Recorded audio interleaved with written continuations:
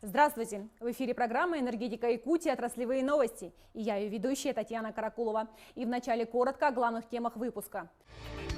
Экстремальные морозы позади. Коллективы дизельных электростанций начинают готовиться к новой зиме. Западный энергорайон продолжит развиваться. Генеральный директор Якутскэнерго Алексей Стручков посетил объект ИЗЭС. Легенде энергетики 80 лет. Коллектив вспоминает руководителя Якутской ТЭЦ Анатолия Чупчикова. Таких сильных морозов под минус 60 в Усьмайском и Алданском районах не было почти 30 лет. Но дизельные электростанции без сбоев выдержали эти испытания. За весь период пиковых нагрузок не поступило ни одной жалобы от потребителей. Сейчас температура в пределах нормы, и энергетики начинают готовиться к следующей зиме. Подробности в нашем видеосюжете. Такой суровой зимы не помнят даже старожилы. Труднодоступное село Кутана, что в Алданском районе, больше месяца жило в экстремальных условиях. Я даже не помню, что такие холода были, даже были больше минус 60. Когда очень холодно, если в деревне моргнет свет, это повод для переживаний. Ведь дизельная электростанция – главный источник жизни. Чтобы двигатели бесперебойно работали, их нужно грамотно обслуживать, заранее позаботиться о запасах топлива, инструментов, различных запасных частей. Мы нашим руководству благодарны за это, за то, что они нас обеспечивают такие дальние поселки, как Кутана, тогда Бельгачи. Порой путь от одной дизельной электростанции до другой может занимать целый день. Ехать приходится по автозимнику сквозь глухую тайгу. Дорога узкая, две встречные машины не разъедутся. Лопату берем, все необходимое, тросы, все, одежду, все с собой. Одна колея, если встречная машина, это уже проблема. Труднодоступность сказывается на всем. К этому приходится приспосабливаться каждому жителю. Это, во-первых, несвоевременно, может быть, получение медицинской помощи, отсутствие постоянной доставки почтовой корреспонденции, доставка проблемы пенсии существует. Но только у энергетиков нет права что-то не привезти. В Сахаэнерго работают 144 электростанции. Они разные – дизельные, газопоршневые, газомикротурбинные, солнечные и ветряные. Есть котельные и ТЭЦ. Раскинуты объекты на территории более 2 миллионов квадратных километров. Как только наступает календарная весна, начинается ответственная пора подготовки к следующей зиме. Если говорить в цифрах, это где-то 670 миллионов у нас ремонтной программы, это на уровне прошлого года. Это больше 100 километров линий электропередач, больше 116 единиц дизель-генерирующего оборудования ремонт. Ну и мы в этом году очень большой упор делаем на ремонт наших резервуарного парка. Готовится к ремонту и крупнейшее подразделение Сахаэнерго – производственный центр. Он обслуживает 17 дизельных станций в 5 районах Якутии. В основном поселки труднодоступные. Все-таки вот большая часть, да, это, конечно, мы надеемся на персонал, который на самих станциях находится. Мы на них рассчитываем в первую очередь. Вот, ну, довольно-таки ребята не готовы все работать, но видно, что у них какой-то энтузиазм. Внешний вид электростанций, бытовые условия. Внимание уделяется всему. При этом главное – надежность. В селе Жанцы Усьмайского района работает модульная ДЭС. За 2 года ее мощность возросла на треть и достигла рекордных 650 киловатт. Деревня развивается, потребители растут, поэтому потребность в повышении мощности имеется. В отдаленных поселках коллективы электростанций на особом счету у населения. К ним зачастую обращаются за помощью, техникой, инструментами или просто советом. Ведь каждый специалист – это мастер своего дела, благодаря которому даже в минус 60 в домах селян есть свет и тепло. Генеральный директор Якутскэнерго Алексей Стручков проинспектировал объекты западных электрических сетей. Руководитель энергокомпании встретился с главами муниципальных образований и провел производственные совещания с руководителями РЭСов. Были подняты вопросы выполнения ремонтной программы, повышения качества электроснабжения и подключения новых потребителей.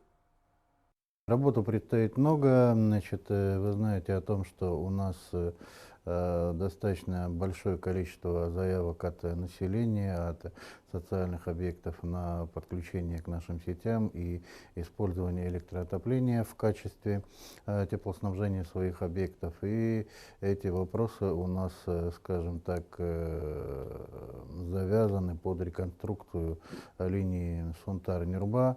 Мы в этом году планируем завершить проектирование этой линии в габаритах одноцепной линии 110 киловольт и будем совместно с правительством Республики Саха-Якутия и с нашей материнской компанией ПАО «Росгидро» в течение года определять источник финансирования строительства этой линии и сроки реализации этого проекта. Энерготранснаб готовится к навигации 2021 года. Сейчас в самом разгаре выморозка флота.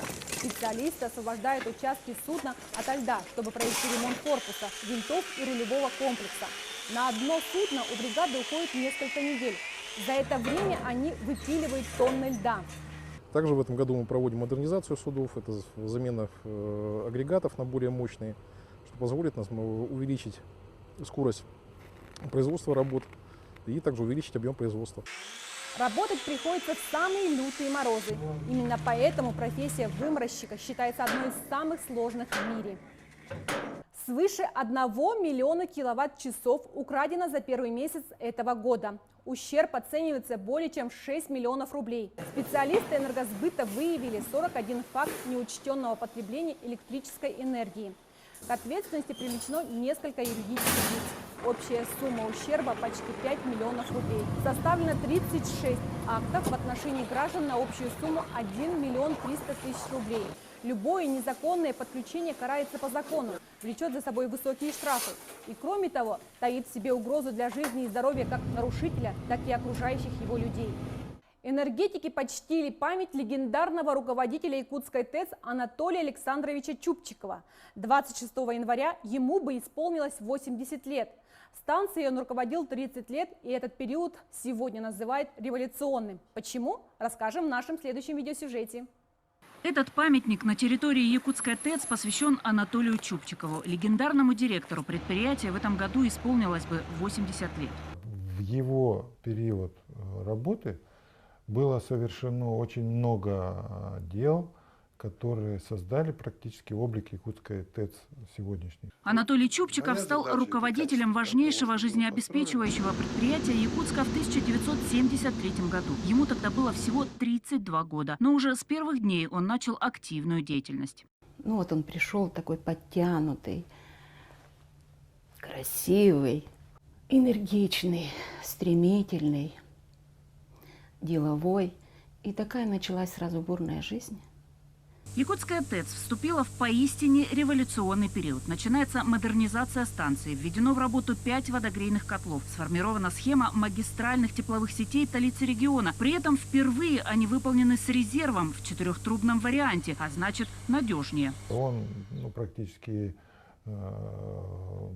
лицо, которое доказывал эту необходимость в Минэнерго непосредственно. То есть он ездил туда и добивался, что в районах Крайнего Севера, в районах Вечной Мерзлоты прокладка магистральных трубопроводов должна быть обязательно с резервом. Деятельность Анатолия Чубчикова выходила далеко за пределы станции. Для энергетиков строятся жилые многоквартирные дома, возводятся детские сады, которые работают по сей день. Но любимым детищем был лагерь «Энергетик». Начались корпуса вводиться. Попозже уже построил, значит, двухэтажное каменное здание. В пионерском лагере уже был крольчатник. Уже мы там разводили кроликов. Затем начали уже строительство профилактория. Затем спорткомплекс. Он проработал на посту руководителя больше 30 лет. За свои заслуги Анатолий Чубчиков награжден множеством наград и признан почетным гражданином Якутска. Сегодня его вещи занимают достойное место в музее Якутской ТЭЦ. А память о легендарном теплоэнергетике до сих пор жива в сердцах людей. Лучший портрет Илдархана нарисовал работник Саха-Энерго Семен Слепцов. Участие в конкурсе «Нарисуй нас» приняли все желающие из разных районов Якутии. Жюри высоко оценило работу Семена Слепцова, ведь ему удалось с помощью разноцветных шариковых ручек удивительно точно передать портретное сходство с Айсеном Николаевым. Семену 28 лет. Талантливый энергетик живет и работает в селе Диску Абыйского района. Сегодня у него более 120 ярких необычных рисунков, большинство из которых портреты разных людей. А в Охотске Хабаровского края начался сезон спортивных занятий на свежем воздухе. Здесь коллектив филиала теплоэнергосервиса помог залить каток. Для этого понадобилось привезти более 150 кубов воды.